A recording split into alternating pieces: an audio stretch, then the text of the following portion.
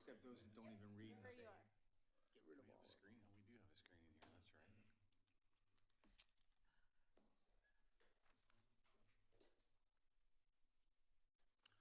All right, welcome everybody. And sorry for a little delay here. We had a little executive meeting here beforehand, so thank you for your patience. We're going to open the regular session of the Urban Renewal Commission meeting here for Thursday, November 9th, 2017. Do we need to take a little roll call here, don't we? Yes. So Commissioner Holliday? Here. Commissioner Mengelberg? Here. Commissioner Ide? Here. Commissioner O'Donnell? Here. Commissioner Van Haverbeek? Here. Oh. Okay. Say that one more time. Sorry about that. Here. Okay, thank you. And Chair Shaw? Here. And I want you to feel sorry for Commissioner Van Haverbeek. He's calling in from Hawaii tonight, okay? Okay. Aloha. Hello, thank you, Steve, yeah. So everybody okay with the agenda this evening? Yes. Moving on to general business, the 4A 17-587, the Cove Project, Phase 2 proposal. And we're going to have Mr. Eric Underwood start us off here this evening. Before we start, did you? Yes. I think it was it a public comment under? Oh, I'm sorry, we do have a citizen comment here. And we have Thank you, one. Tony. One. Citizen. We have one citizen comment, Mr. Other than the agenda item? Well, that's, yeah, so if this concerns the item in front of us right now, we'll do it at that time. If it's not related to this item this evening, you're okay to speak now. That would be Matthew Rigg. Yeah, it's related to the Cove. Okay, so we'll bring it up when we bring this up here, okay? Thank you. All right, thank you, Tony. All right, so Mr. Underwood? Okay, thank you, Chair Shaw. A new proposal for Phase 2 of the Cove project was submitted by the project developers to the Urban Renewal Commission in August of 2017. Upon the Urban Renewal Commission's initial review of the proposal, there were some additional questions that needed to be asked, and the commission directed staff to invite the project developers to come to a detailed presentation. And as per that direction, the project developers will be giving that presentation here tonight and will be available to answer any questions you might have. So with that, I would turn it over to them at this point. All right, so we have a spokesperson for the project this evening. Yes. And name and where you're from there, Sure. please. My name is Colin Kehoe. I'm with the development team, Hudson. Just want to thank you, commissioners, for giving us the opportunity to present our vision, our concept for Phase 2 of the Cove. City of residence for the record, please. Sorry? City of residence for the record. Residents. City. Where you from? Where you from? Oh, sorry. I said of my residence. Yes. Sorry. Vancouver, Canada. All right, thank you. Yeah, sorry. Our basic intent is to provide quality rental apartments, which are in high demand in the market right now. These will be supported by a public plaza, a public esplanade, which is connected to a network of walking and bicycle trails. In addition, there'll be a public amphitheater in the North Park. There's a couple of things I wanted to say here. So there'll be a broad range of units, including live-work units. They're all going to have one or component which is secure underground parking, and all the buildings will have elevator access to them, secure again. We have with us here tonight Lloyd Hill, which I'm sure you all know, from Hill Architects. We have Stephen Shapiro, if I'm saying that right, Shapiro, yeah, from Shapiro Didway Landscape Architecture. They're going to be presenting and showing you the project as a whole. We also have Scott Watson from Greystar, the property management. We were hoping to have someone from Deacon, who's the construction company. They're on their way, but they're not here right now. They'll be here as well. So, and then representing the senior financing, we have Rob Affleck from Bacadia. So I suppose firstly I'd call on Scott Watson, if you can maybe come up, say a few words. He's from Greystar, which is the largest fee property manager in the US, and they have over 400,000 apartments under management. So he's going to say a few words about the market, the renter profile, and the amenities in the project. Thank you. Thanks, Scott. I've been told I have 2 minutes, so I'm going to go quickly through this. The Portland apartment market has been red hot for 7, 8 years now. It's in the downtown area in a little bit of an overbuilt condition, and we're seeing a lot of units that have been brought into the market, leasing up slowly, whatnot. So we're seeing less pressure on rent increases and whatnot that have been kind of the black eye of our industry, making it unaffordable for the average renter. This is not an average project. This is a project that doesn't exist in Clackamas County, and it really is an opportunity at a gorgeous site to bring a truly full amenitized modern apartment experience to Oregon City, Clackamas County, because you have residents within your community that are looking for housing like this. They want to stay in their hometown. They want to stay in the Clackamas County area. And there isn't housing for them to, say, move down out of the family home, enjoy an elevator from the garage up to their apartment so they don't have to climb the stairs anymore. There's plenty of working professionals in your community that would love to have the Cove access and take advantage of restaurants at the site and whatnot. The inflow of population to the Portland metropolitan area has been on the order of 30,000 souls for the last 2 or 3 years, and it's supposed to continue at that pace. We are nowhere building apartment homes or any kind of housing close to that scale to keep up with it. We may be in an overbuilt position in the downtown core, but that's likely to solve itself with the changes that the city has brought on in the downtown core pretty near term.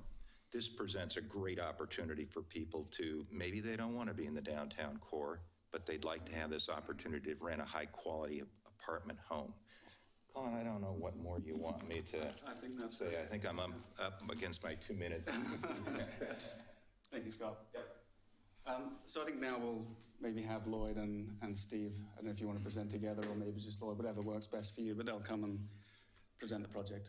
Okay. Thank you. Thanks, Lloyd. Commissioners, my name's Lloyd Hill. I live in West Lynn, Oregon. Forgive you for that. Forgive me. My architectural office is also in West Lynn, and I know Oregon City residents are very proud of their heritage. I'm a 5th generation. My family was on a wagon train in 1853, and they didn't come to Oregon City. They ended up at the south end of the valley taking the very first wagon train that went over the Cascades. There was no road, and they ended up getting saved in October by mules and horseback and brought over. So there's a long history there, and I'm a native-born Oregonian here. I'm very excited to be presenting this project to you tonight. We have been involved on and off working on this site now for longer than I would like to admit. We've been involved with a number of different proposals. You've seen different proposals over the years. I can assure you that having worked on many similar projects, including the prior proposals for the Cove, this is head and shoulders the best proposal that's been put forth. And I think it's, if I do say so myself, I think it's an outstanding adaptation to the challenges of the site. And if it is realized in this form, I think it will be a true asset to the community. So can we maybe dim the lights and drop the screen? And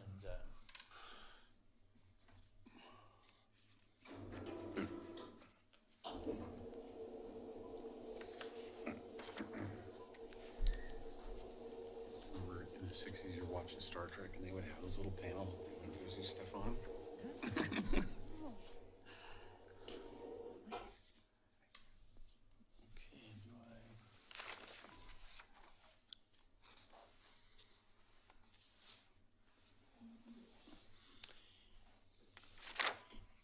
do we need these lights left on?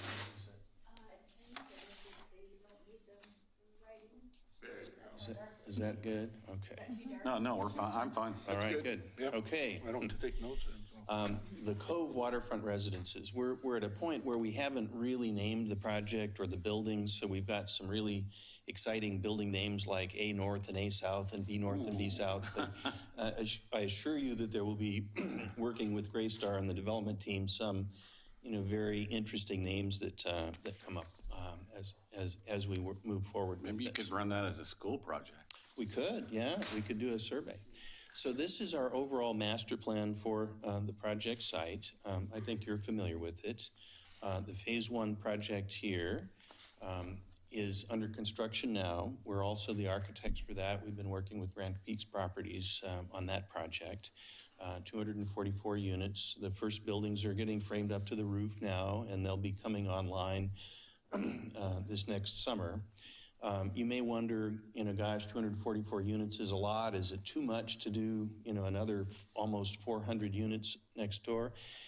These projects are differentiated. I think Scott mentioned the garden apartments are walk-ups. They're exterior stairs. These units are some similar in sizes, some smaller, some bigger. But we have elevators and underground parking and other amenities that the phase 1 doesn't have. So the project's divided into 5 phases. Phase 2 and 3 really are designed together, but the way the DDA agreement has been amended, working with the attorneys, it refers to phase 2 and phase 3, so we've left it that way. Phase 2 would be the initial tranche of funding and the first 6 buildings, the 2 A buildings on either side of a central plaza, the 2 B buildings and C buildings, which are nearly identical, similar with just slightly different unit mixes. And then this is an example of a sign. We have a curved stone wall right near the entrance to the project that will have uplit, that will announce the Cove Waterfront project, and there'll be an esplanade as part of this phase 2 project. There'll be a central plaza, which I'll just flash through a few quick images. It's designed so that it can accommodate events like farmers markets or antique car shows or crafts fairs, that sort of thing. There'll be some decomposed granite paving and some hard paving and water features and other elements that we'll show you in the renderings that we've come up with. These are just precedent images that show the sort of influences that were inspirations for us. Phase 3 is the last 2 buildings at either end of the waterfront parcel here. And the intent of the developers is for those to start immediately and continue on. So it's not intended to not be committed to building them all, but it's a big project and it'll take some time to build. And so this would be the second tranche of financing for these 2 buildings. Phase 4 is the water quality mitigation plan, which exactly how that happens and so forth, I don't know that all the details have been worked out.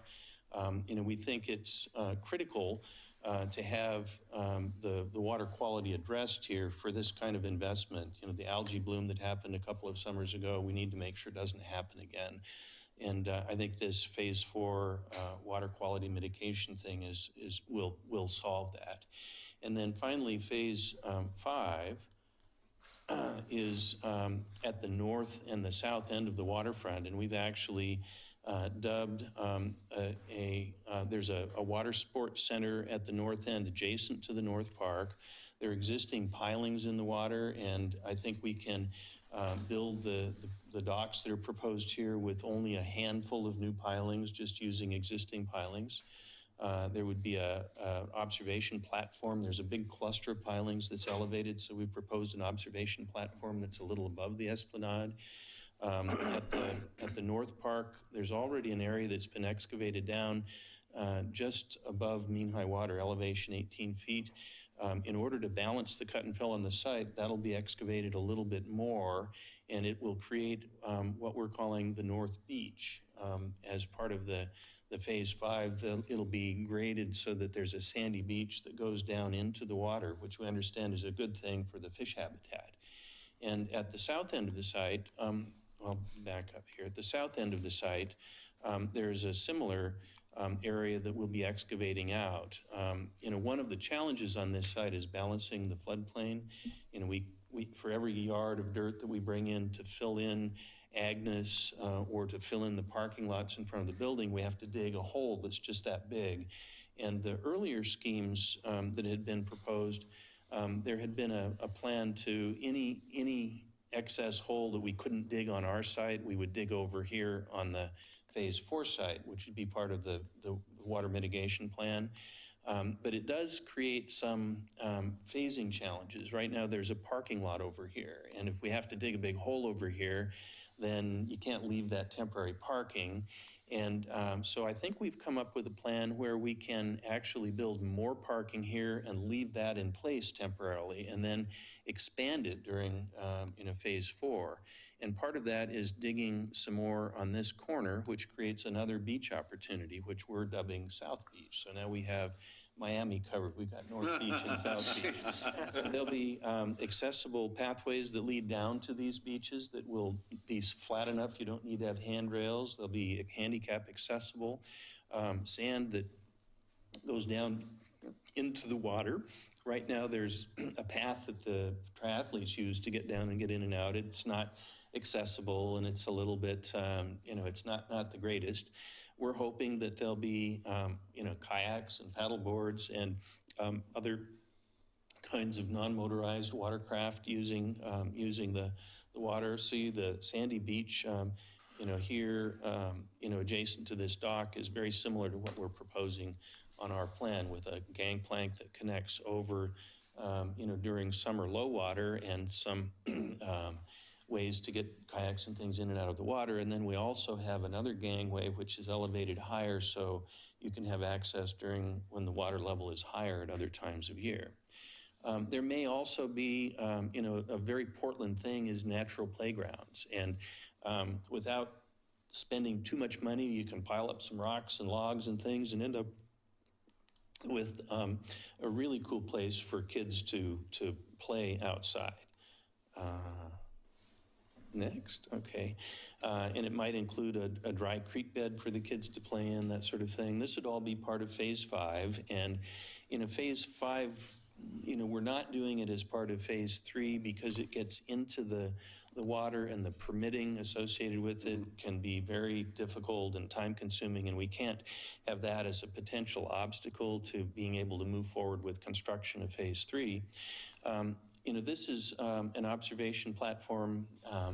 We have the pilings, we're thinking that there might be something, maybe not exactly like this, but this sort of thing elevated up above the cove so it's in this location right here. So here we are with the master plan, the big, long master plan that was on the wall that's about a half-mile long along the cove. And, we will enter from Main Street, either from Highway 99 W or under the overpass here. This is where that curved wall with the sign will be on it, here. The earlier designs we really didn't have a concept figured out for the middle part of the site. As you may or may not recall, there was a proposal to do commercial development in the middle part of the site here. And there was also an agreement with Tri-Cities for a long-term lease for parking that would be on the other side of Agnes. Well, one of the things that's happened is the Tri-Cities reconsidered that long-term lease, and they'll only do a 20-year lease, which just isn't a long enough commitment to allow for financing for a commercial project.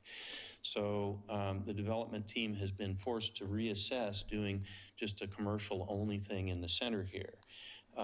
And I think what we've come up with will be a wonderful amenity for the site.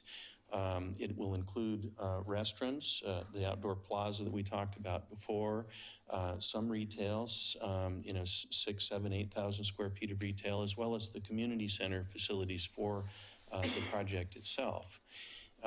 So we talked before about the cut and fill balance, and Colin talked about having the garage underneath the buildings. You may recall that 7 or 8 years ago, there was a plan that had garages under the buildings, and it didn't work ultimately because it was so much more expensive to build that than it was to have parking on grade. And so there were a number of plans that have been put forward and reviewed and approved through the city that had parking on grade. Oops, I'm sorry. Let me back up one here. That had parking on grade, in between Agnes and the buildings. From an architecture and a planning point of view, that may be less expensive, but you end up with a sea of parking right at the front door of your building, and it's not really very nice. So what the development team, really led by Hudson Holdings from Vancouver, has pushed very hard and really tried to figure out a way to make this underground parking work. And so what is making it possible to do this? It's still very expensive, but the red line represents the approximate existing grade that's out at the site. And the black line is the proposed grade. And so as you see here, conceptually, what we're doing is bringing out the heavy equipment, and we're digging dirt here and moving it over here. So if we had parking, and if we didn't have parking under the building, we would either have to fill in the additional site here to do foundations on grade, or else we'd have a big crawl space that was empty. So that's really one of the keys to this plan, is this underground parking. So the way the parking works, the site's divided into a north section and a south section. And each of the sections has two entrance points to the garages. There's an entrance exit here and an entrance exit here. And there's a circular, one-way kind of a loop at either end of either garage. So if you get in and you go to one end, you can turn around and go back, or you can go out the entrance. So we do have these 4 entrance points. I'll show you how that works on the site plan. 3 of them come through the surface parking lot directly from Agnes, and the 4th one enters from the turnaround circle, the fire truck turnaround circle that's down at the North Park at the north end here. So there's just slightly less than 400 units proposed here, and the parking here is a little over 400 units. So there'll be enough parking to have an assigned parking stall for each unit, which is directly under the building that you're living in. So you won't have to walk very far to get to your elevator to go upstairs.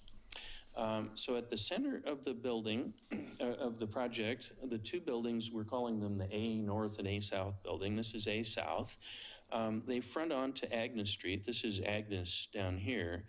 And one of the things that we've done that's a little different than the prior designs is we proposed street parking on Agnes. If any of you are familiar with the Lakeview Village project in Lake Oswego, they have angled parking in front of Zeppo. It used to be Zeppo's and some of the restaurants there. That's the vibe that we're after here. There's street parking along Agnes Street. There'll be enough parking here, plus a little bit of parallel parking on the other side to adequately serve the 2 big restaurants that we have here, plus the retail shops that are here. The community center is really the hub of the amenities for the residents here. And I think there'll be a small leasing office adjacent to the community center. The community center will have outdoor, I've got some slides of examples of things, but it'll have some outdoor seating, some of which is covered, fire tables and so forth, a pool with a pool deck for sun loungers, some more outdoor covered seating as part of the pool deck, an outdoor grill, a fitness center, shower and bathrooms and that sort of thing. And the sort of vibe that we're trying to hit, this is surface parking, this angled parking at Lakeview Village. An example of that. We're not necessarily proposing doing it brick and granite and old-fashioned bollards. We actually think that maybe the target market here, it's a little bit more of a hip modern vibe that we're hoping to do in a classical way that will really fit into Oregon City and the history here. So the outdoor areas might have outdoor fire elements and that sort of thing. Here's an example of a fitness center in the ground level of a building.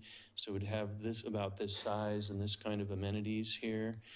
Here's an example of a kitchen that's part of a community center thing where if you're having a 50th birthday party or something and you want to reserve the space, you can reserve the community center and throw your party there. Here's an example, this is actually an example of one of the apartment rooms that were the kind of vibe that we're hoping to accomplish with the apartments. So on the other side of the plaza, we have the A North building, and the A North building is some ground level retail that faces the plaza and faces the parking here.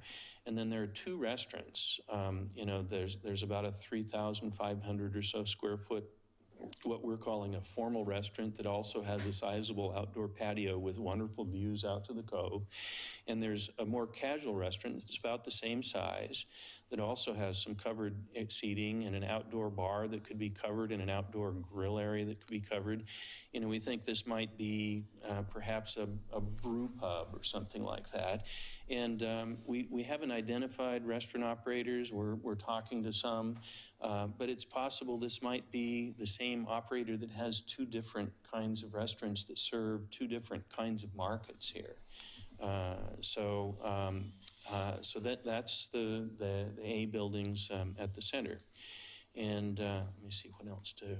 So here's an example. This is over at Lakeview Village, some of the outdoor seating, next to Lakeview Village.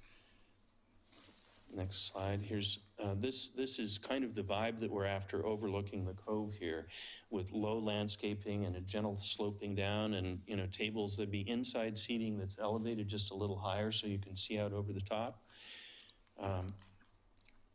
Here's an example of sort of a modern outdoor deck overlooking the water. Here's a interior from a current unit similar to what we're talking about. This is actually the community center image here. It got shuffled into the wrong place. So this is the kind of vibe that we're thinking of for the community center that is kind of a lounge where people can come and hang out. And there'd be package delivery and mail would be here at the community center, so people would be coming and going and meeting their neighbors and so forth. Here's a residential kitchen. So here we are. I'm going to walk you through. We've got a series of about 15 or 20 or so renderings that we've done from a computer model for this. And if you look on the image, I'm going to flash through an image like this for each of them. It'll show you the little diagram here indicates where this is, where the view is rendered from. So this first view is a view as you're driving in on Agnes Street just before you get to the plaza. And so on the left, there's the parallel parking. We've got some bicycles in a bicycle shop here. There'll be signage and so forth, for the retail things. And you just see the Festival Plaza here and the crosswalk that crosses over just beyond, and then the D North building beyond. So the next shot is just moving down just across from Festival Plaza, and we're looking at what we're calling the D North building. It's ground level retail and restaurants, and then 3 levels of units over the top. And this Festival Plaza features a prominent water feature here. We don't know if it's going to be, a big columnar granite thing or some other kind of a sculptural thing. We think it wants to have some scale and be a robust kind of a water feature. We've got a concept that has a water source happening in the center of the plaza that leads visually out to the cove. And I'll show you how that works. So the next view is more or less from the same spot, but we're turned looking more towards the plaza. So you get a sense for the scale of the plaza here. And if you've been to the farmer's market in Lake Oswego, the plaza that's in is not so different in scale. This is maybe just a little bit smaller than that, but it's about the same. We've got 80 feet between the buildings here and about 120 feet between the buildings here. And those proportions are very intentional in order to create spaces that don't feel too enclosing, that create the right kind of a feel for the project. We have, bosques of trees, a grid of trees on either side of the plaza here with, there would be decomposed granite under here so that if you have events, you can set up your booths and so forth right on that. You might have bocce ball set up or that sort of thing for the residents to use here. So moving in a little bit further into the plaza here, we're about halfway into the plaza, and you see On the right, we have a gently sloping ramp that goes down. There are two water features, one on either side of the ramp, that have a water source that comes out from under what looks like a bridge, but it's really just concrete that has a pumping system that pumps the water out and it recirculates, either from the cove or internally. We haven't worked out the details yet. So there are 3 steps down, and then there are some concrete seat walls here. So during the day, this will be a wonderful place to sit and contemplate, maybe read a book or something. And you see this is the access down to the entrance to the community center on the left, and the entrance to the fine dining restaurant is on the right. The next view is from more or less the same kind of location, a little bit more in the center, looking out. And the next view is looking back. We've gone down the plaza a little ways, so we're looking back towards Festival Plaza. We're just outside the entrance to the community center. And here, the next view, we're looking directly across. So this is the entrance to the fine dining. And you see the outdoor seating here for the fine dining restaurant, which is 2 or 3 steps down lower than the plaza elevation that we're at. So moving along, we're going to jump out and go to a little bit more elevated viewpoint here. So we're just a little bit south of the plaza. This is the D South building. This is the pool plaza. That's the amenities for the residents here. And the way this is designed, there's a gentle slope that goes from the esplanade up towards the pools, and then we have a 6-foot-high fence here, which you have to have for health department. But it's designed so that the top of the fence is only 1.5 feet above the paving here. So if you're sitting in the spa, you can look out and see the cove, and you don't have a fence blocking your view. And if you're at the sun loungers, you can look up and you can look right out and see what's happening with the view. Beyond is the outdoor seating and fire tables and so forth here.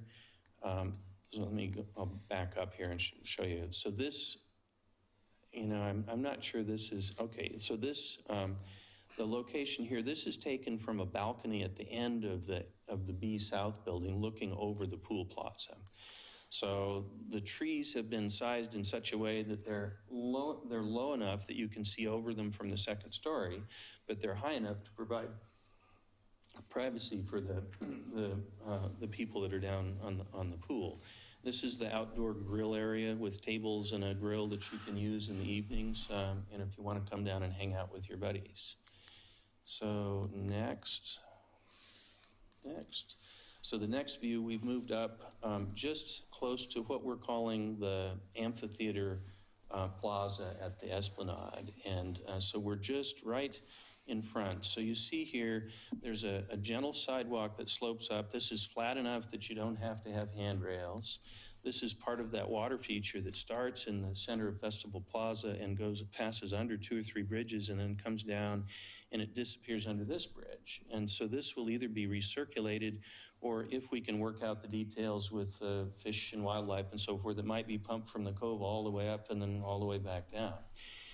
So, you notice there aren't handrails or guardrails.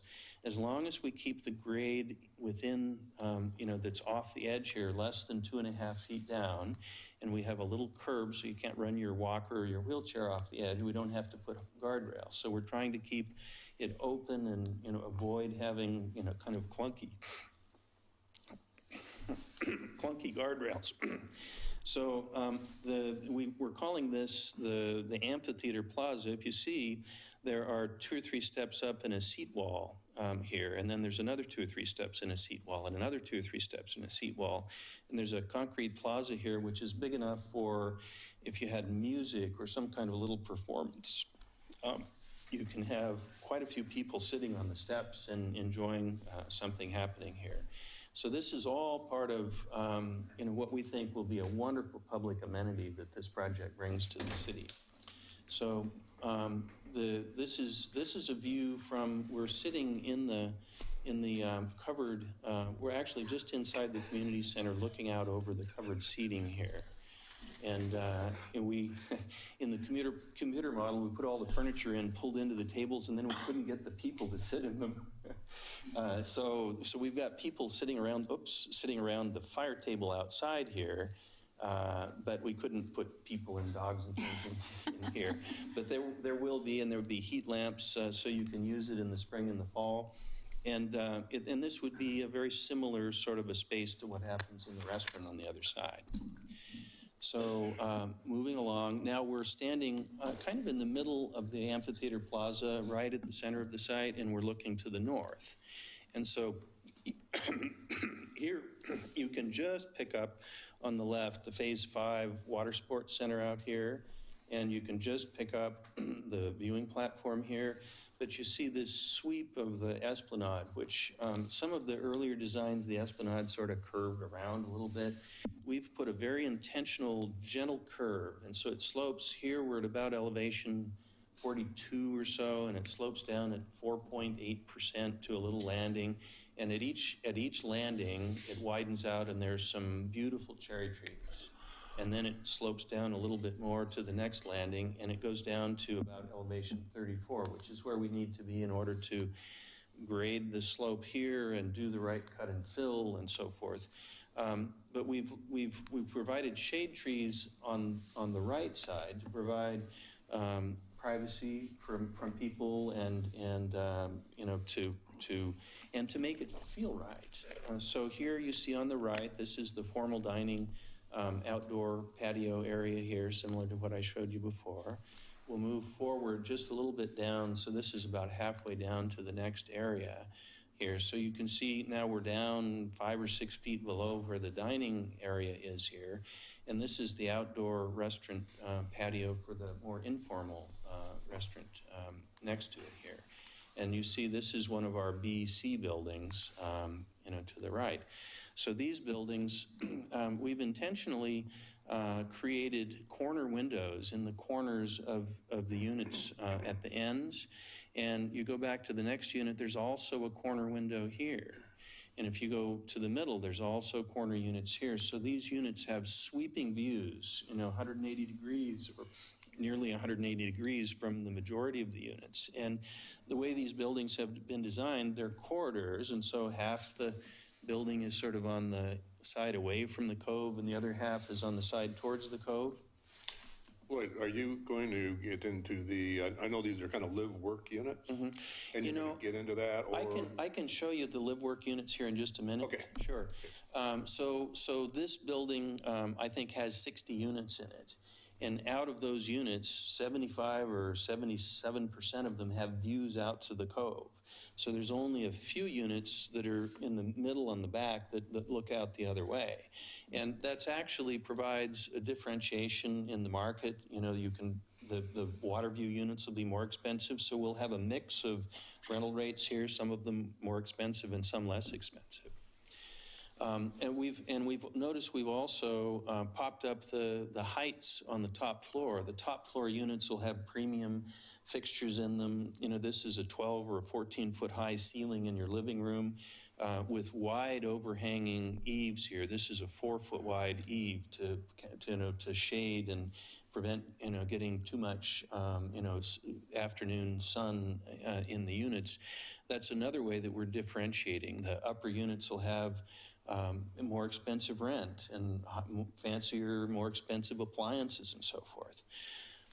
So the next view that we have, we're actually in one of the corner windows at the end of this B North building looking back towards the restaurant plaza. And so the restaurant plaza has the covered seating that wraps around the inside of the L of this A North building, but it also has a pavilion in the middle, which you know, could be an outdoor bar with bar seating all the way around and heat lamps and so forth. And there's another little pavilion here, which could be an outdoor cooking area for grilling and that sort of thing. And if you look over here, it's, you know, ramps down gently, and there are 2 or 3 fire tables and tables that have views under the overhanging branches here out to the cove. So the next view is a view just moved over just a little bit. You're on the balcony in the same unit from a slightly different vantage point looking down. And then if we jump back over to the end of the A North building, there's a balcony here. This unit is not on the waterfront. It's back on the side of the cove. But here's the view out of the balcony of that unit. So you don't have a 360-degree view of the cove, but you do get a little peekaboo view of the cove. And this will give you a good feel for the on-site surface parking here. It's been designed in a very regular pattern with 8 cars that are sort of surrounded with trees on all sides. And the live-work units that Brian mentioned are on this part of the B and the C buildings on either side. There are 2 units on either side of the center of the building, which here is a view of the C North building from the parking lot. So this would be an entrance to one of the live-work units here. And so the live-work unit is a flat that has a kitchen, living, dining room, bedroom, bathroom downstairs. And then it also has an outside door that goes into a big room that could be used as a therapist's office or a tax accountant's office or an architect's office or, you name it. I think there are a lot of things that could happen here. Convenient parking, right outside the door. There's 1 car parking for every unit downstairs. The additional parking for the units is in this parking lot here. And then just on the other side of the sidewalk here, there's street parking for if there's an event at the North Park and you need parking. We've provided quite a bit of street parking here, which has not been part of the prior plans. So we're going to jump back to the other side of the project. We were just over here, and we've jumped out onto the viewing platform here. So this viewing platform, there's a cluster of about 25 or 30 pilings that are all in the same location here, and it sticks up pretty high. And so we have designed this with a gentle sloping sidewalk that comes out and a short bridge that would come over to this viewing platform. And you can see a ramp that goes down to the boating dock here. And you see this is the C North building here. This would be part of Phase 5, but we think it could be a very cool place. If you turn and you look the other way from the viewing platform, now we're looking at the other part of building C North, and this is building D North, which is the building that faces onto the North Park. And you see the esplanade here is gently sloping up. It goes from about 32 or 3 up to about 40 at the turnaround circle here at the end of the, right next to the North Park. And there's an outdoor pavilion, an outdoor sort of a sun terrace barbecue area with a little viewing pavilion at both of the D buildings, at both ends of the site, which if you live in the unit here, it's a long ways to go down to the community center. So there's another outdoor area, right close by with outdoor barbecue and a pavilion that you can. And Lloyd, that was the first one. That's the first phase you're going to start. Is that building? This is phase 3. The 2 D buildings at the end are phase 3, and the only difference between phase 2 and 3, it's the same developer, the same. We're going to get approval all at the same time. Yeah. It's just a different financing tranche, and that's. You're going to start the buildings on the ends first. Actually, we're going to start with the buildings in the middle first. Oh, I thought you said you were starting. Yeah, originally we were thinking we might start at the end, but so does anybody know the story about the dueling railroads up the Deschutes River? So I don't know, is Deacon here now? Have they arrived? So we've got SD Deacon on board as the contractor for the project, and they're exploring partnering with Hudson Holdings as possibly an investor in the project as well. So their concept, we want to build this fast. So and it's such a big project, 400 units. They're sort of doing a north team and a south team. And so they're going to both start and see who wins, see who can finish first. Nice. So that would be, the first phase. And during the first phase, there'll be a temporary sort of a curved ramp that goes down to get under the garage while this is under construction, but that'll get taken out when it's finished. So here we are, we're sort of back to the south of the project, just right near the North Park, looking back, and we're at an elevated position. So you see, here the parking wraps around the D North building and it slopes down to the turnaround here. And this is where the vehicular entrance sort of enters in and out of the garage here.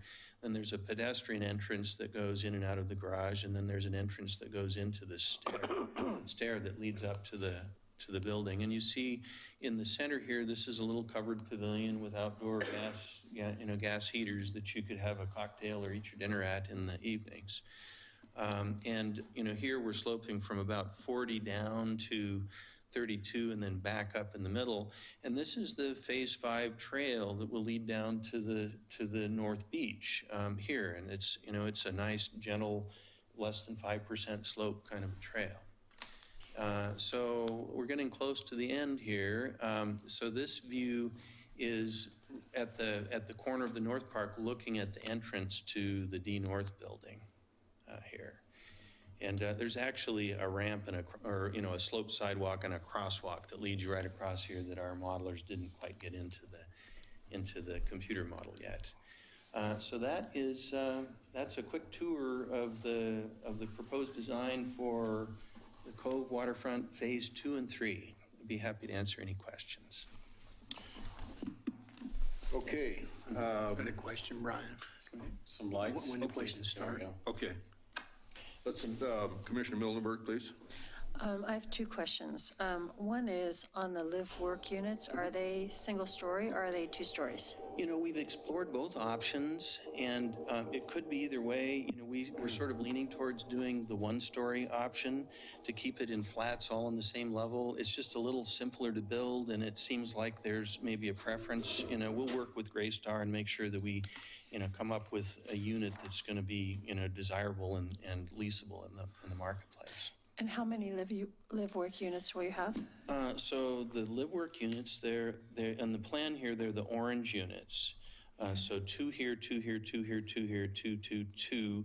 And then the way the vertical housing tax credit thing works here, this is a little bit of an anomaly. If a project fronts on more than one street, then 100% of the ground level units or building that faces that one of the streets has to be live work. So we've got a kind of an anomaly situation where this fronts on 2 streets, but it doesn't really make sense to do 100% live work on Agnes here. And so we've put live work on these 2 units, and we've actually come up with, if you look at the plan, a pretty cool sort of an idea. This is in the floodplain. The street here is down at about elevation 34, and the floodplain's at 50.8. But there's a nice set of formal stairs that leads up to the front door here, and then there's an elevated walkway, patio, we think it's concrete, that wraps around the building, and it leads to stairs that go back down and then lead to the esplanade here. So somebody that's on the esplanade can go right up the stairs. They can go to the garage and go in and go up the elevator, or they can go up the stairs. And there's an accessible way to get up there too. This ramps up here, and you can walk right in on grade or go in with a wheelchair. So it's 2, 4, 6, 8, 10, 12, 14, 16, 18 units. All right.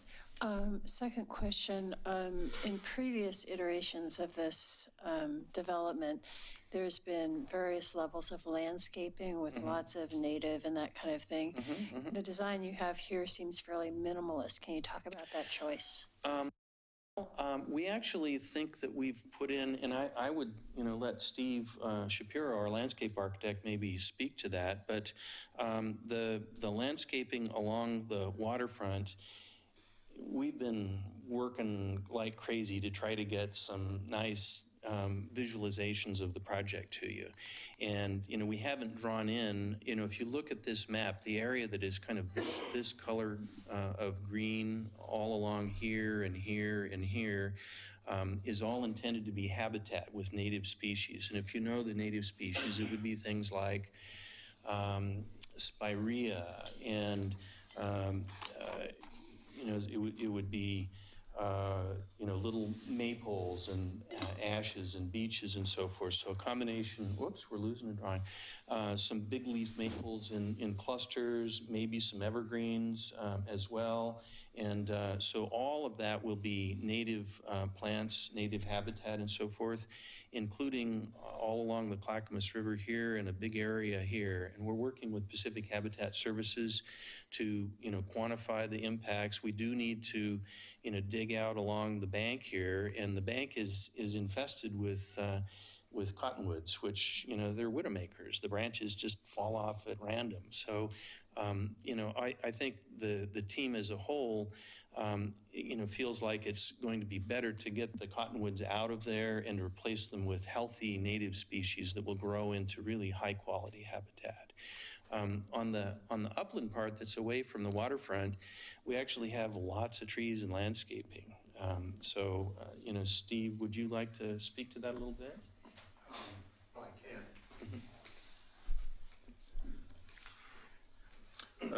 Name and address too, please. My name is Steve Shapiro. I'm with Shapiro Didway Landscape Architects, and we're in Portland, Oregon. And we're in the early stages of design, you understand. But the concept is to develop a sustainable landscape that will look good throughout the year, will be drought resistant, and use as many native and drought tolerant plants as possible, because every year water is becoming more and more expensive. And that's our overall concept. Okay. Does that make sense? Yes, thank you. Okay. Thank you. Okay. Probably before we get too far along here, Eric, what are you expecting from the commission here this evening? Is this just an overall view here? You're not expecting anything to get into the ADA or the DDA or the project itself or any of the details, or what? Well, basically what I would like to see is some sort of direction whether or not to move forward. And, if that is the case, then we would go into negotiations for the DDA. Okay. Or an amendment to the DDA, I should say. All right. So I have questions relating to that. Go ahead, Dan. I think before we go any much farther forward, I'd like to hear financing and marketing.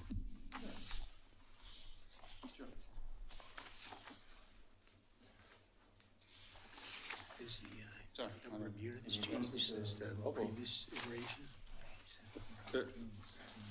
Rob Affleck is from Berkadia, and he with the financing, and you want to say a couple of words? Sure. Just if that's okay. My name is Rob Affleck, and I live in Camas, Washington. I work for Berkadia, which is a national real estate lender. We're owned 50% by Berkshire Hathaway, so Warren Buffett. Most of you all know that. Never heard of the guy, yeah. And we provide the construction loans for multifamily, and they're insured by the federal government HUD. So it'd be a HUD-insured loan. So, And what do you anticipate the project's going to cost? cost is just under 90 million. $90 million from SD Deacon there. Okay. Who's the general contractor. We're the lender. So. Okay. Anything else? We good? Commissioner O'Donnell? So I have a number of questions, and they do involve moving forward with the project, and perhaps they're phrased from the investor's point of view. When I see phases, I can assume that those are sequential, 1 through 5, and the other would occur in that order. And having said that, we see all the renditions, and they're very attractive.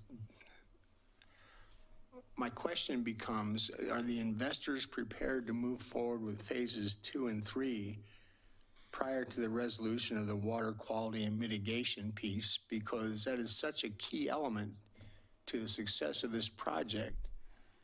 Are the investors prepared to do that? I don't want to get down the line and all of a sudden we're into a shoving match about what we're going to do about the water. There's a difference between living on those beautiful blue waves and living on a frog pond. Not that it's one or the other. You know, I don't pretend to be an expert in all of the details related to this water mitigation, the habitat mitigation plan. But you know, I think the development team is willing to explore alternatives that would help facilitate getting that done. You know, as we understand it, it requires a certain amount of investment, and then it generates a certain value. And I think the hope from the development team is that some of that generated value can be set aside to maintain it long term, and you know, pay back whoever, whether it's the city or private investors that you know, end up taking on you know, the actual Phase 4 mitigation project itself. And to that, I would say it's an issue that I think needs to be resolved, but I want the investors to be comfortable with it, and hopefully all parties to it are comfortable with it. I would consider it key to the success of the project.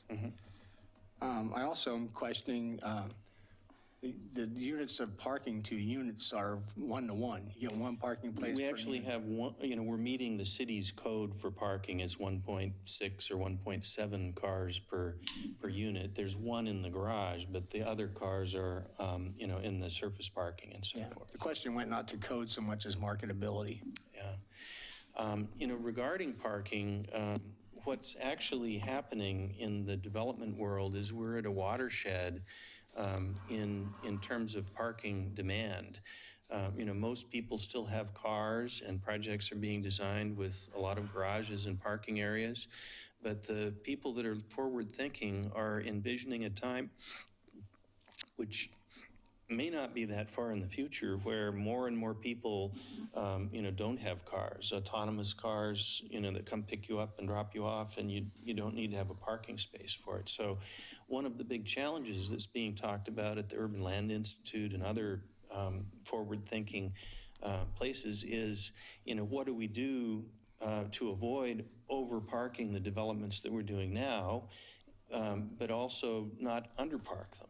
You know, we don't want to underpark them now, but we don't want to have a sea of asphalt and overparking in the future. And I think, you know, we've provided a good mix here. You know, we've provided quite a lot of parking along parallel parking along the street, angled parking in front of the building, some more parallel parking here.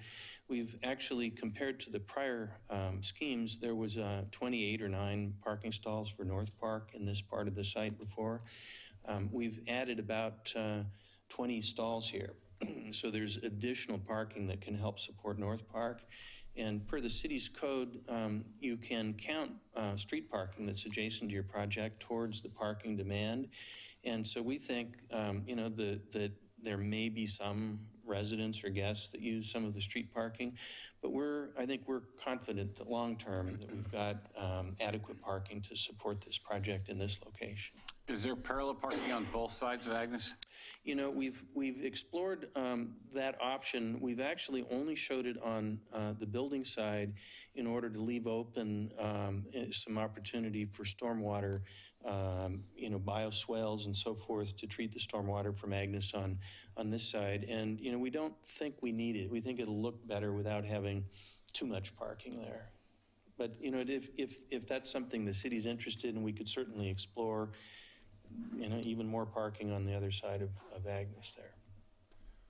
What was the thought process in increasing the number of units from 378 to 400? And do you feel that have any influence on marketability?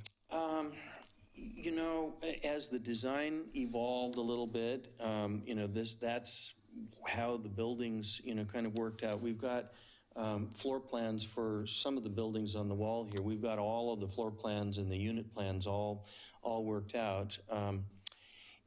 You know, we think we've got a very good mix of units. There's some studios. It's primarily 2 bedrooms, 1 and 2 bedroom units with some studios and some 3 bedrooms, and then the live work units. I guess a final question on the vertical tax credit. My understanding is that only applies to units directly above retail establishments. Well, on a project like this, it will apply to the entire project. On the Phase 1 project, there's commercial in these two buildings, and the vertical housing tax credit applies to all 244 units in all of the buildings.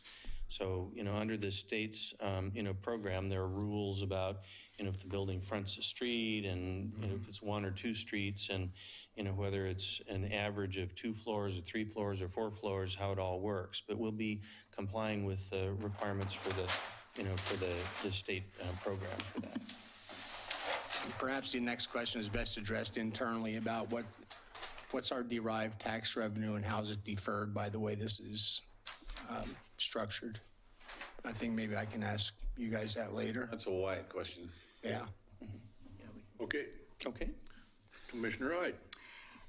Couple questions about, I noticed in one of the drawings that there was, you could see the wastewater plant in the background. I couldn't see it. And, it's such beautiful drawings and place to live, and then it's so right next to that wastewater plant. Is there any kind of screening or what's the plan? There's landscape screening, and you'd actually be surprised at how many really nice, expensive projects are built right next to a wastewater plant. My in-laws just sold a $3 million condominium in Tiburon, California that's backs right up to the wastewater treatment plant. So, I think it's been designed in such a way that we have screening and so forth, and there's not very many units that look out that way. So I think it shouldn't be a problem here. And then you just commented on that there wasn't a long-term leasability to use their property. It's probably not something that we should have time to discuss here, but it just seems like that there'd be some kind of negotiating that could be done to encourage them to let us use that property. Well, I think, one of the big challenges in Oregon City is parking for visitors and so forth. And, if the city could strike a deal for 20 years or even longer and build a parking area here, as the Falls is redeveloped and the Riverwalk and the downtown is redeveloped and, the tourism flow increases, this could be a wonderful place for people to park and, take the trolley or take transit and, and go experience the rest of Oregon City. Well, or for events at the North Park. Absolutely, events at the North Park. I think the bigger issue, Commissioner Hyde, with that is that Wes and Tri-City / CCSD1, as they anticipate growth in the future, they're looking at, you don't want to relocate. I mean, it's impossible to relocate that plant, so they're going to have to expand. So they need access to that property, and I think they're anticipating that it's going to be sooner rather than later, probably in the 30 to 40 year range rather than in the long term. I think you guys were talking about what? I think it was 60 or 70 or 80 years, something like that. So I think that's the big hang up. I think as our relationship with Clackamas County continues to improve, that there's a possibility that we could develop some kind of a joint agreement to utilize some of that as either overflow parking for the North Park or something else. Okay, and then my other question was the mitigating the noise from I-205. Are you planning to use any kind of construction materials that would help with that? We'll certainly design the buildings, factoring that in. We have included, if you look at the landscaping along the edge here, the darker green would be something like an incense cedar, an evergreen, which doesn't get too wide, but it's very full and bushy and provides, some degree of sort of cutting down, the noise. And I think we'll do an analysis. We've got an acoustic consultant that we work with, and we may end up putting in different windows on certain units on that side where it's determined that might be an issue.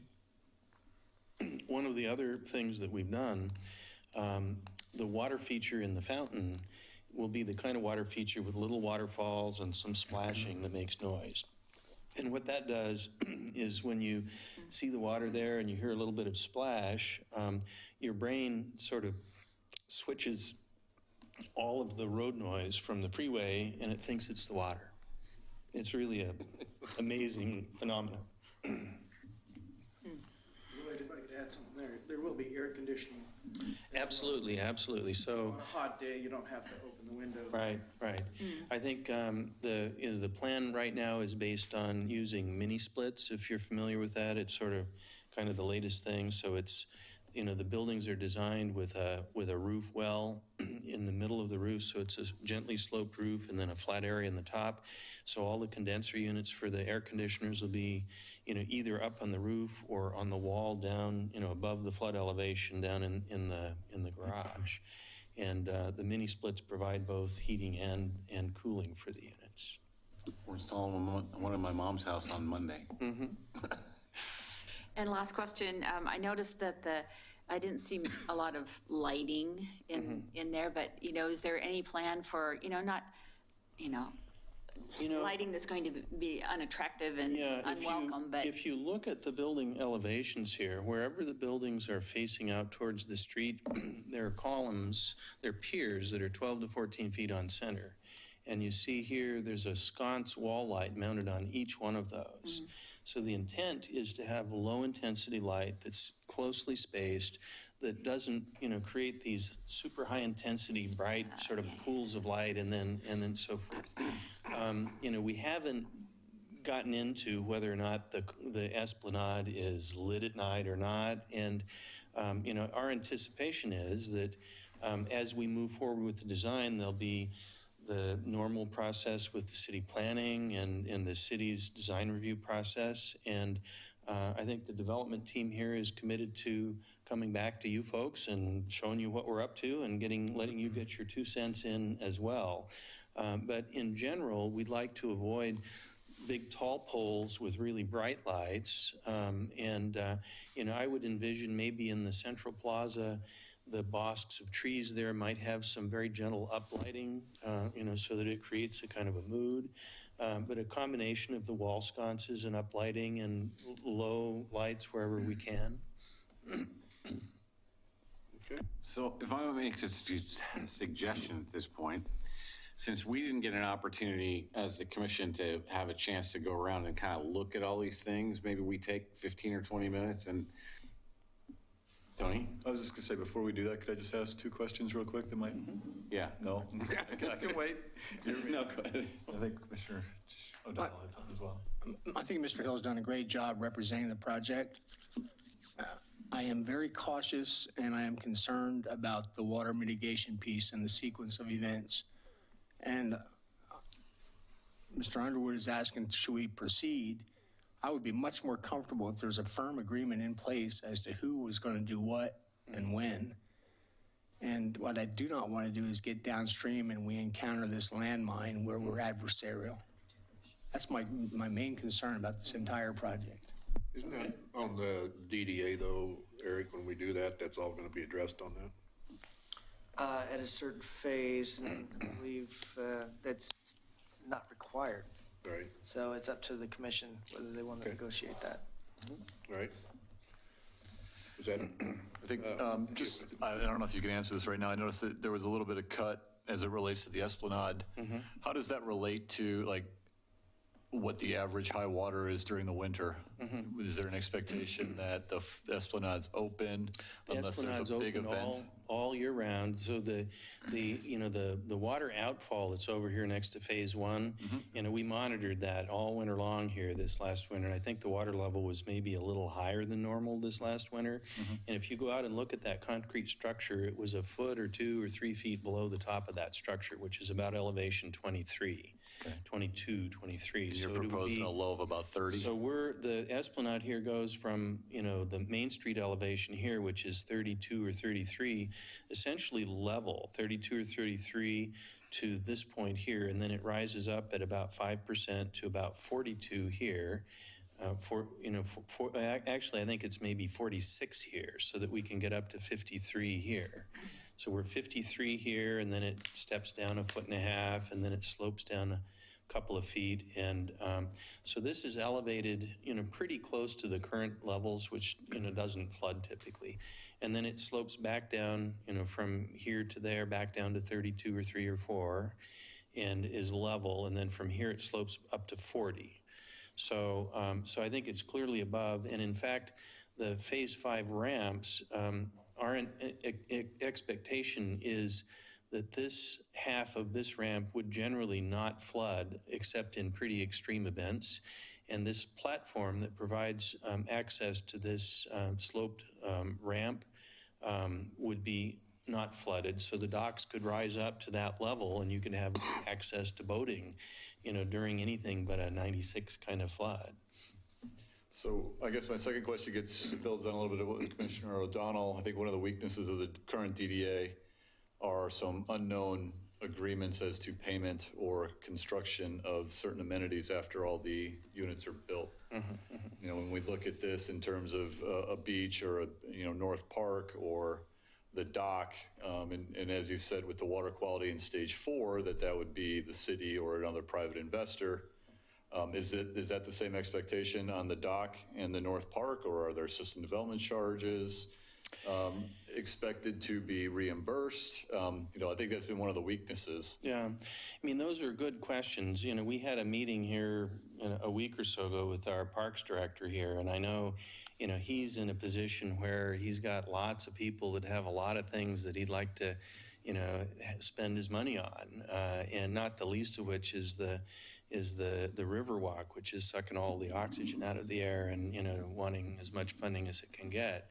We wanted to show him what we were thinking, could happen here. And I think this could be a wonderful asset for the community at large. Now, how does it get funded?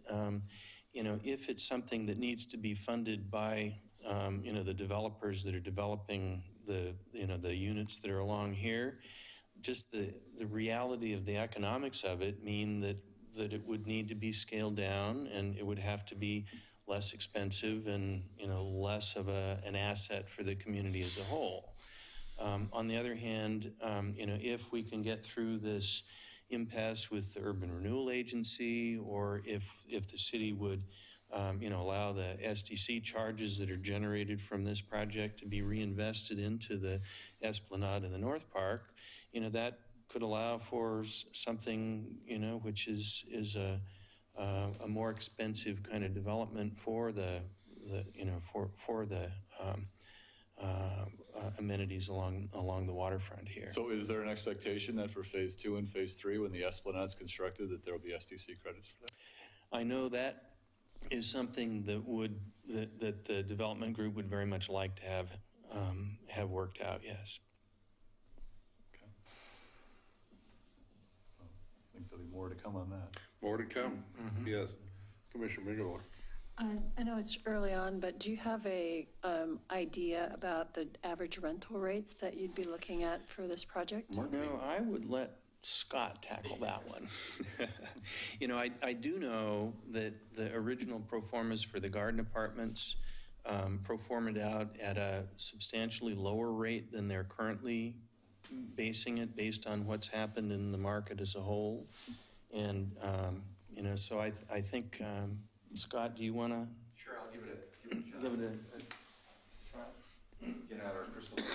See, 2 years. By the way, I didn't give my name and residence. Scott Watson. I'm with Graystar. I live in Lake Oswego. Rental rates for the project are higher than what exists now for an average renter in Oregon City. It's probably going to be something in the order of $250, $260 minimum a square foot by the time we get through this project. So what does that come to for a one-bedroom? Probably going to start in the high teens, $1,900, $2,000 a month kind of thing for a one-bedroom, I would expect.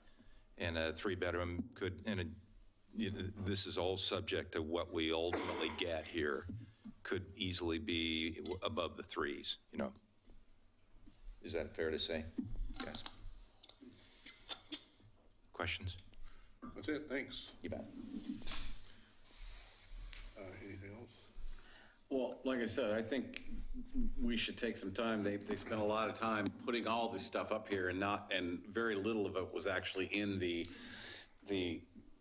PowerPoint display. So maybe we take a few minutes to do. You can wander around here, but we've also got to unload this room tonight too with Katie. So let's keep that in mind. She's going to need assistance to help put this back in order here, so. We've got some manpower to help. So. All right, good, good. Sorry, just before we Yeah. we break there. Thank you, Lloyd. I know you put in a lot of long hours and There's still, shows. It's there's great. still some questions here. Sure, okay. Before we break, I just want to Okay. introduce the Deacon team as well. So this Yeah. is Steve Deacon and his team there. He just flew in now. And as Lloyd mentioned as well, we're fortunate to have him as a contractor, and we're working to have him as a partner. Good, So, good. I mean, Thank you. Thank you. Well, thank and you very just to advance that cause a little bit, having worked in the electrical industry for 25 years, I've worked on probably 50 Deacon projects, and we're extremely fortunate to have Deacon be part of this project team. Probably one of the 5 or 6 premier builders in the state of Oregon. Okay, so, Steve, do you want to say anything? David, I would love to. name and residence, city. please. Yeah, my name is Steve Deacon. I'm the CEO of Deacon Construction. I live in Portland.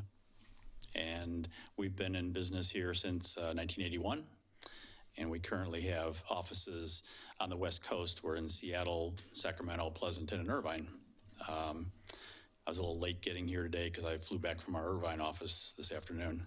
But we're really pleased to have a chance to be part of this project, both as a general contractor and it looks like as a co-developer with Hudson, which is exciting to us on both fronts. So, I mean, this is our home. We've been here in business for 36 years, and we always do our best to try to enhance whatever project we're involved with. So we appreciate the opportunity on both parts. All right, thank you. Okay. All right. So Lloyd, I think we've got a couple more questions. I didn't get to me yet here, so I think the big one was, I just want to make sure, just for everybody's information here, because this all started out as apartments built as condos. We've got to make sure that we've clarified that these just are apartments now. We're going to build as apartments. They're built as apartments, and I don't know how much experience you folks have with the whole development world. Building condominiums is a real challenge because of the legal liability issues. And with that said, we've designed these in a manner that they'll have individual meters, and they'll have a lot of the things that would be designed into a condominium project, and it's not out of the realm of possibilities that it might convert into a condominium at some point in the future. But it's just so much legal risk and capital that gets tied up that there's only, I think, 2 condominium projects going on in Portland, right now, out of all of the stuff that's happening. That's the conversation I run into outside of here is, are there condos? Are they condos? We're going to move down over their condos. And I had a conversation with Mr. Graymore, which I don't know if you guys know Graymore Development, but they've done many, many, many projects around. They have a huge project going on the waterfront in Vancouver right now. And we go to the same barber, so we were hanging out. He said, I've got 2,500 people that want to be on a list to buy a condominium. Do you know anybody that wants to help me develop condominiums? And it's just a real challenge, Yeah. So when you say separate meters, is that both electrical and water?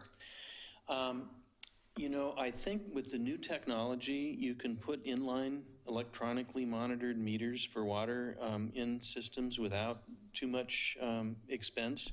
So I think there would be individual meters, on the buildings, but there may also be inline meters for things like if we have gas on the gas lines or water on the water lines. Okay. We're still early in that process. We haven't made all those decisions. So. Okay. Agnes is coming through your project, and it comes down from west, and it stops and stops. What's the kind of the distance between the start and stop here for Agnes here, and what happens there? I apologize. I've had a pretty rigid graphic standard in my office for 25 years. It's been 25 years now I like doing the squares. And the square, bit us a little bit because Agnes goes about this far off the sheet here. But the idea is that would be connecting, over to the end of the Agnes on the other side here. ODOT doesn't want it to connect through right now. Right. I don't know how that gets solved long term. yeah. But there'll be bollards here and bollards there, and I think what's been discussed in the prior versions is that you do sort of a half-street section here so that it's pedestrians and bikes. But from a flood point of view, Main Street's flooded, and Phase 1 has a backdoor access, exit out the corner here that gets to, above the flood zone, so they have an exit out. We're designing this so that Agnes, from the time you get here, is entirely above the 100-year flood, and the Agnes extension is above the 100-year flood, so that anybody here, even during the 96 flood, you can come and go, get out. So you could still use Agnes in an emergency situation. Absolutely. That was part of the deal with ODOT when we started this process, was no access from the Tri-City side into Agnes because of the current configuration of 205, 213 interchange. Yeah. So it was agreed to that it would be utilized for bike ped and then an emergency access in those situations of a big water event. There's talk about, the feds, redoing, spending money on 205, other lanes on the Abernathy Bridge, et cetera. Is there anything in the long-term planning with ODOT for fixes for any of that? No. Any of that? No, we don't have funding yet for a new interchange at 213, 205. We addressed some of the interchange or some of the Jug handle. with the jug handle, but not off of the interstate itself yet. So probably lastly, you've got some retail space there. Do you envision who would be in that kind of down in this Cove area would have retail down, or what do you think that would be? Well, so one of my guys, spent an hour or two, one of these renderings here of the plaza, I'm not sure which one. There's a cool sign that says Oregon City Kayaks or something, and there are a bunch of kayaks in the window. And one of the other shops, we had a whole bunch of bicycles there. Okay. And I think we know some business people that are in those businesses that would love to have an opportunity out in this kind of an area. I think with this number of units here, probably a small sandwich shop or a deli or that sort of thing would do very well. Yeah. Convenience foods, pick up your quart of milk and, yogurt or kombucha or whatever it is that you want. So, we don't have a huge amount of commercial space here, but we think there'll be good uses for it. Yeah, because there's going to be probably 1,000 people living in that area. So a little bit of a market down there would be good. Scott, what do you think the average occupancy per unit with our mix would be? 2.25 or something? 2.5.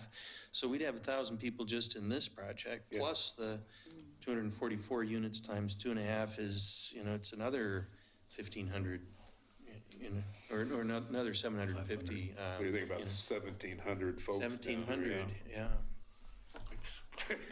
Okay. There's no grocery stores in the area. Yeah. We're not going to talk traffic and stuff down there in those interchanges. And anyway. Good. All right. Okay. We have a comment, citizen comment we'd like to hear too, please. Matthew Ray, would you like to speak here? I would. Also, do you mind distributing these to the distributors? Thanks.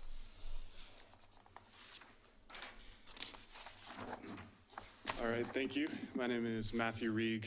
I am a resident of Canby and also program administrator for Rivers of Life Center, which is also based in Canby and has conducted many projects in the area. I am here on behalf of my boss, Jerry Herman, who has had a large hand in the Cove in that area for many years. He has been awarded a grant to rehabilitate 7 acres right in that Cove area. I think probably a little bit more to the north. His old headquarters was that northwest peninsula where I worked for about 3 years with him there. In front of you is a letter that he and I drafted together just in support of the Cove and general support for the economic boost that it presents. This letter is written in support of Clackamas Cove and the efforts of the City of Oregon City and design and development teams. Rivers of Life Center has worked with the Oregon City's Urban Renewal Commission, developer interests, and others to support the advancement and completion of Clackamas Cove in Oregon City's North End District. We know this area extremely well and mobilized many cleanups of the area. The project has had a negative assessed value of $12 million negative. It is our understanding that the city's investments to date have been less than $5 million. Efforts of the development team have corrected many of the deficiencies of the site and have easily brought the former negative value to that of a positive asset ready to blossom. Vertical housing, tax abatement, like we heard minutes ago, and other processes that the city and the developer embraced have made this project possible in a bad economy. Previous developers who we met along the way talked about laying the landscape flat and rip-rap armoring all the basin's edges of the cove. At that time, the cove was ready to be invaded by the Clackamas River. We worked hard to get the permits in place with the city's engineer to abate that problem. All is now ready for the $150 million project final built-out value to become an attraction to the region. We think this is remarkable, being remediated to the benefit of the community. And our reasons for supporting this project are twofold. First, Oregon City has been challenged by brown fields at Rossman's landfill, and to a lesser degree, Clackamas Cove. This project will at least bring value and beauty to one of those challenged areas. And secondly, we were asked by the Army Corps of Engineers, U.S. Fish and Wildlife Service, Oregon Fish and Wildlife, and others to quantify the uniqueness of Clackamas Cove as a significant wildlife and fisheries area. We worked hard to bring the Lower Harbor Trust Fund mitigation program to Clackamas Cove. All is ready to celebrate people and wildlife in a harmonious way, as did John Gray at Salishan, Sun River, and Skamania Lodge. This project is well along. The brownfields have been discovered and are mostly remediated. And most importantly, the project is ready to be completed by very qualified professionals. We urge you to move this project forward and build upon the community investment thus far. Thank you for your time and considerations. Thank you, ma'am. Yeah. Good. Okay. Mr. Van Haverbeek, do you have anything for us tonight? Steve? There it is. No, I don't have any questions at this time. All right, thank you. See what- Okay. Take 10 minutes and walk around, come back, or? And come back, or? Yeah, see if we have any. I think so, let folks mingle with the project team, ask questions about different things, and then we can come back and ask those questions. Let's resume in 10 minutes, okay? Okay.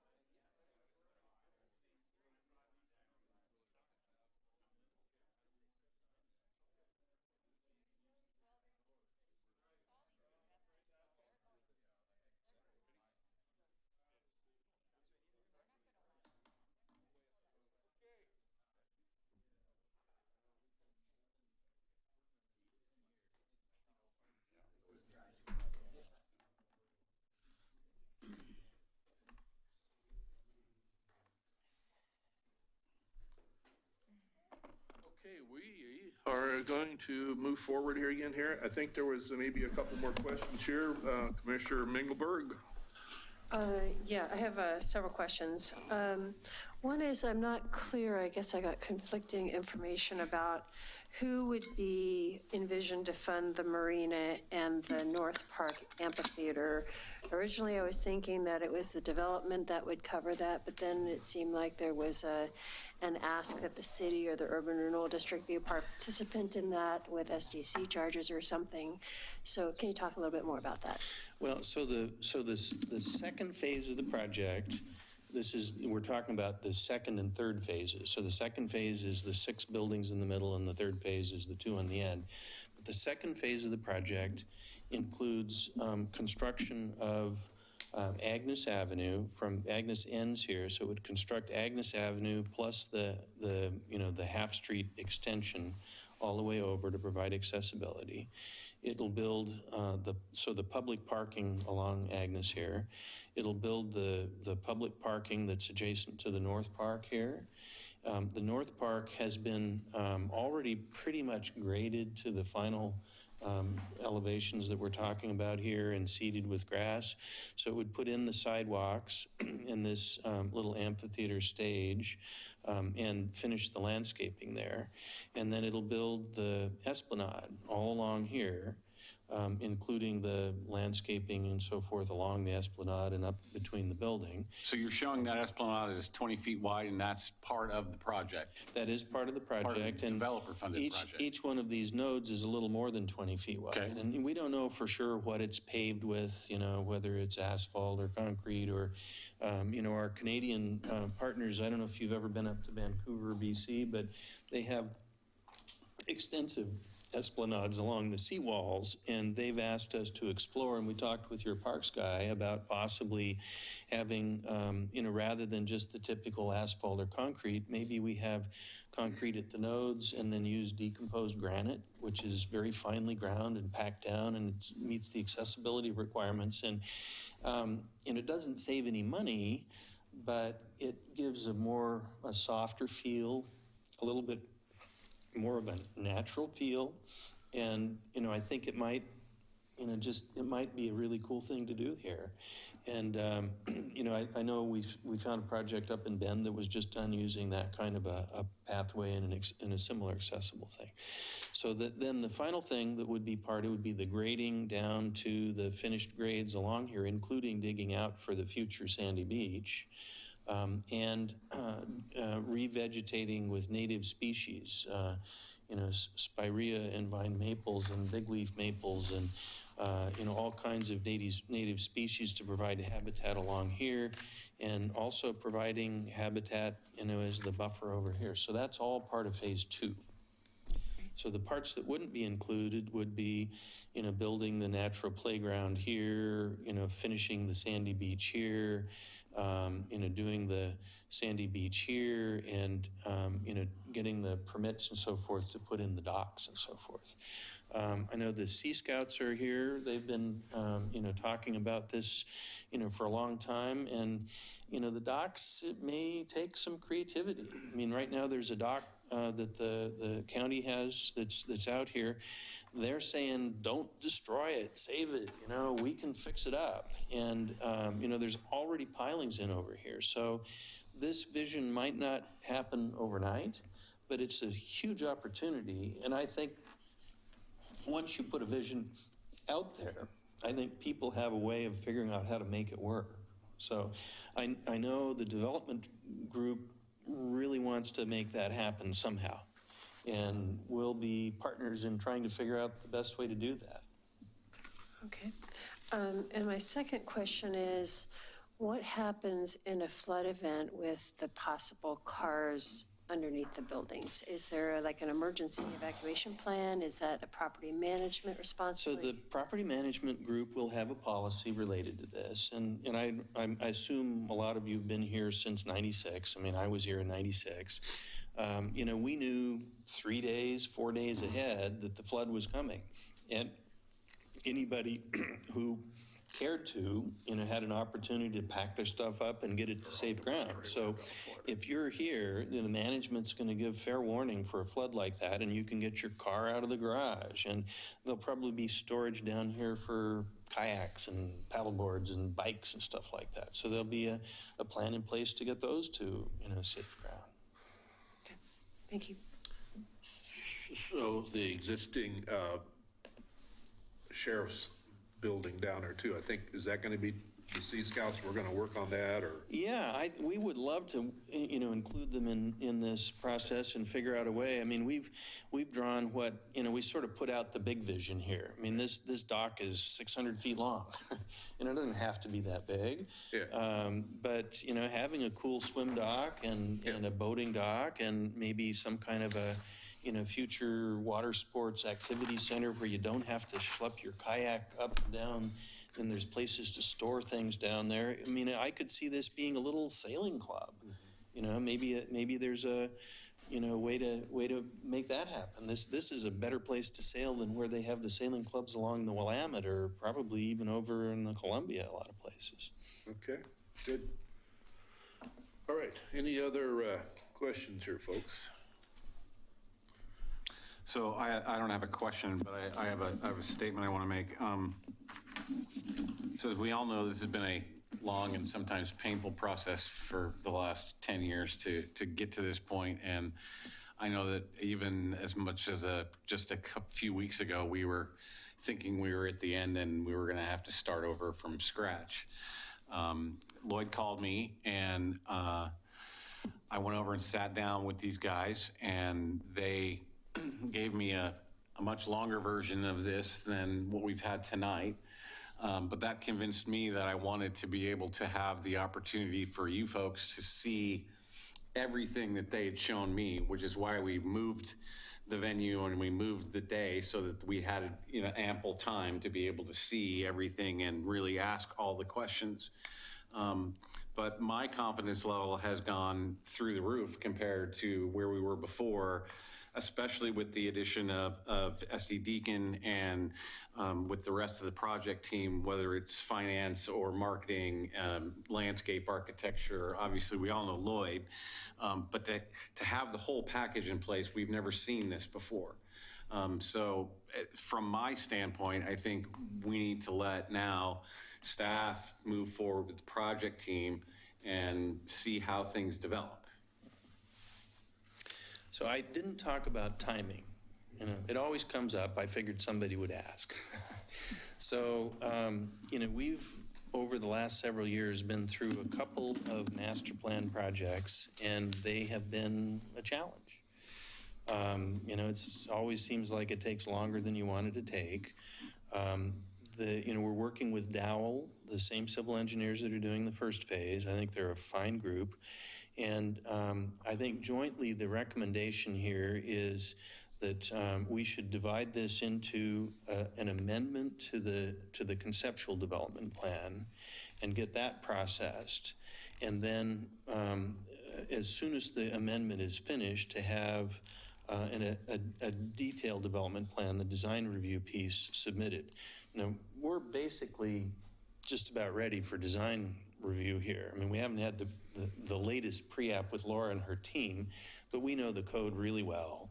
And, I think we're checking all the boxes. So I'm not particularly concerned. I think we've got a really experienced team that knows what they're doing here. The development team would love to be in construction next summer. That will be a huge lift for us to accomplish. Our schedule right now calls for us to submit the conceptual development plan in 2 weeks. We're just about ready to do that. John Van Staveren is working on the environmental, habitat stuff right now. The engineers are, working on the planning submittal and so forth. And if we do that, and if we're allowed to submit the design review concurrent while the CDP is going through the process, and then hear it, I think there's a chance we can be in the ground next summer. And we don't want to promise that. There's been too many promises that haven't happened. So I think it is entirely possible that Murphy could stick his nose into this, and in spite of best efforts, we don't get it in the ground next summer. I think we certainly could have it in the ground the following spring, spring 2019. So there will be some challenges. One of the challenges we had on phase one was just all of the land use and the permits took so long to get going that by the time we finally had the permits, it was September, October, and then we had the wettest year ever. And, we've got a whole bunch of dirt to push around here. We'd love to be able to get going on that next August, next summer and get it done. So, I think we've got the right team in place, and I think we can do it. It might take a little bit of, figuring out with the city and staff. And I know, we've asked John for favors on a couple of things, and some of the staff have been a little reluctant to review the engineering plans before the land use is all finalized, that sort of thing. So, I think if we can all push for this vision, I think we can get it in the ground next summer. Well, the only comment I have to make to that is that even if the city commission and the Urban Renewal Commission and staff are all 100% moving forward for a yes on this project, that we still have a small group of anti-folks in the city that will, appeal and appeal and appeal. So I just want you to be aware that, there's almost nothing that we can do about that. Yeah. Well, we'll make sure we've got a good legal team on board to cross the T's and dot the I's. And we'll do our best to try to convince, everybody that this is a good thing for the city. Okay. Eric, do you need a motion here or just a consensus here, or what would you like from us? Actually, I think a motion would. Motion, okay. I would move that we proceed forward with the project and the project team, authorizing Mr. Underwood to continue negotiations in whatever method he sees fit. Second. All right, moved and seconded. Katie? Commissioner Holliday, Aye. Commissioner Mengelberg, Aye. Commissioner Ide, Aye. Commissioner O'Donnell, Simply because of the concerns I voiced and for that we need to clarify a number of things that were stated, I'll say no for the moment, but I am in favor of the project. Commissioner Van Haverbeek, Aye. and Chair Shaw. Aye. The motion passes. Okay, good. Thank you, folks. I do want to, recognize too that Ed Darrow and his group, have really got this project, spent a lot of time on this. I do want to recognize them for the work that they have done on this, but I also want to say congratulations on your project here and what you've done for us here tonight too. So,